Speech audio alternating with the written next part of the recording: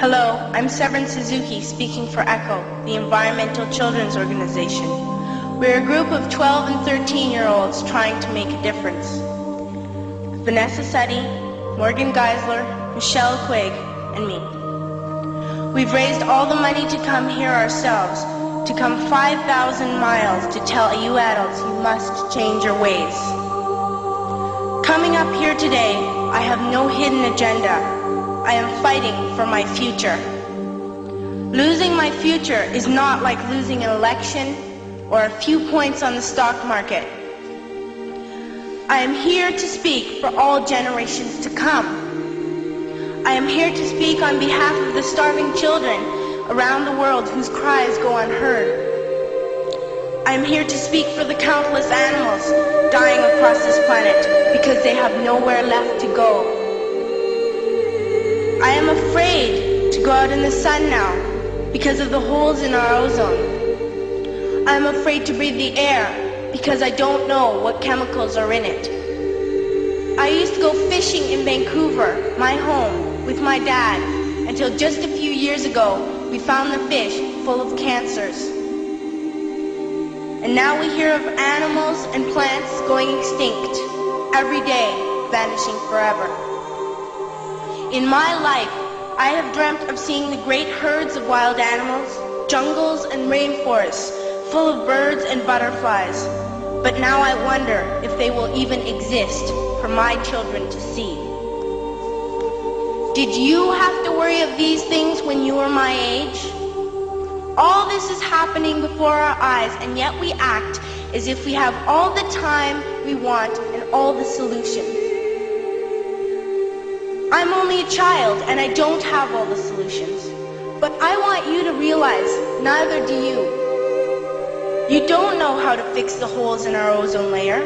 You don't know how to bring the salmon back up a dead stream. You don't know how to bring back an animal now extinct. And you can't bring back the forest that once grew where there is now a desert. If you don't know how to fix it, please stop breaking it. Here, you may be delegates of your government, business people, organizers, reporters, or politicians, but really, your mothers and fathers, sisters and brothers, aunts and uncles, and all of you are someone's child. I'm only a child, yet I know we are all part of a family, 5 billion strong, in fact, 30 million species strong. And borders and governments will never change that.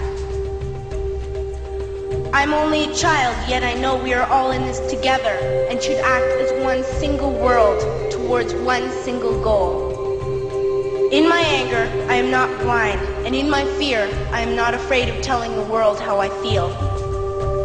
In my country, we make so much waste. We buy and throw away, and yet northern countries will not share with the needy. Even when we have more than enough, we are afraid to share. We are afraid to let go of some of our wealth. In Canada, we live the privileged life, with plenty of food, water, and shelter. We have watches, bicycles, computers, and television sets. The list could go on for 2 days. 2 days ago, here in Brazil, we were shocked when we spent time with some children living on the streets. This is what one child told us. I wish I was rich. And if I were, I would give all the street children food, clothes, medicines, shelter, and love and affection.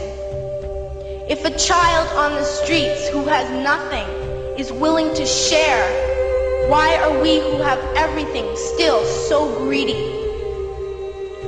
I can't stop thinking that these are children my own age, that it makes a tremendous difference where you are born. That I could be one of those children living in the favelas of Rio. I could be a child starving in Somalia, or a victim of war in the Middle East, or a beggar in India. I am only a child, yet I know if all the money spent on war was spent on finding environmental answers, ending poverty, and finding treaties, what a wonderful place this earth would be. At school, even in kindergarten, you teach us how to behave in the world. You teach us not to fight with others, to work things out, to respect others, to clean up our mess, not to hurt other creatures, to share, not be greedy. Then why do you go out and do the things you tell us not to do? Do not forget why you are attending these conferences, who you're doing this for. We are your own children. You are deciding what kind of world we are growing up in. Parents should be able to comfort their children by saying, everything's going to be all right. It's not the end of the world, and we're doing the best we can. But I don't think you can say that to us anymore. Are we even on your list of priorities? My dad always says, you are what you do, not what you say. Well, what you do makes me cry at night. You grown-ups say you love us, but I challenge you, please, make your actions reflect your words. Thank you.